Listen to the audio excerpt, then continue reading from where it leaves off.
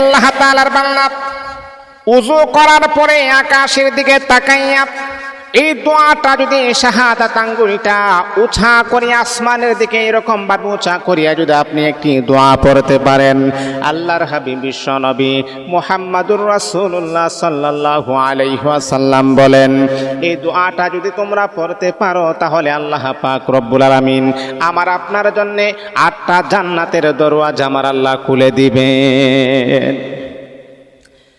মুসলমান বন্ধুগণ, আমি আপনি যখন নামাজ পড়ব, নামাজের আগে কিন্তু ওযু করতে হয়।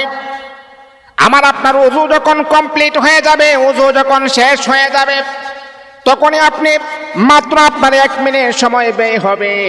1 মিনিটের ভেতরে এই দোয়াটা আপনি কমপ্লিট করতে পারেন।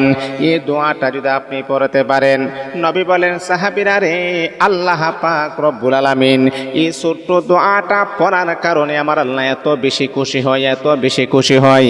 আল্লাহ পাক রব্বুল আলামিন এই বান্দার জন্য জান্নাতের 8টি দরওয়াজা আমার আল্লাহ ওপেন করে দেন। শুধু তা নয়, আমার আল্লাহ বান্দাকে বলে, বান্দারে যে কোনো দরওয়াজাতে তুমি আল্লাহ পাকের জান্নাতের ভিতরে প্রবেশ করতে পারো। এই জন্যে প্রত্যেকটা মানুষ, আমরা যখন নামাজ পড়ি, নামাজের আগে কিন্তু আমাদের ওযু করতে হয়। ওযু করার পরে শাহাদাত আঙ্গুলটা আকাশের দিকে উঁচা করে এই দোয়াটা কমাস কম পড়বেন। 1 মিনিট সময় আপনার ব্যয় হবে না। কি দোয়া পড়বেন, কি দোয়া আপনি পড়বেন? এইরকম ভাবে শাহাদাত আঙ্গুলটা আকাশের দিকে উঁচা করিয়া পড়বেন। আশহাদু আল্লা ইলাহা ইল্লাল্লাহু ওয়াহদাহু লা শারীকা লাহু ওয়া আশহাদু আন্না মুহাম্মাদান আবদুহু ওয়া রাসূলুহু। 1 নাম্বার হলো আল্লাহ পাক দুনিয়াতে আপনার সম্মান বাড়ায় দিবেন, আপনাকে আমার আল্লাহ অনেক দামি বানায় দিবেন।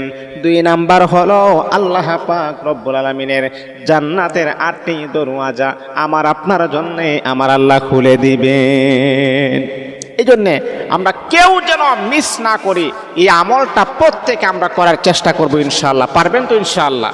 কারণ ওযু যেহেতু আমাদের করাই লাগে, ওযু করার পরে এই আঙ্গুলটা আকাশের দিকে রাইখা আপনি বলবেন, আশহাদু আল্লা ইলাহা ইল্লাল্লাহু ওয়াহদাহু লা শারীকা লাহু ওয়া আশহাদু আন্না মুহাম্মাদান আবদুহু ওয়া রাসূলুহু। এই দোয়াটা পড়বেন, আল্লাহ পাকের জান্নাতের 8টি দরওয়াজা আমার আল্লাহ আপনার জন্য ওপেন করে দিবেন।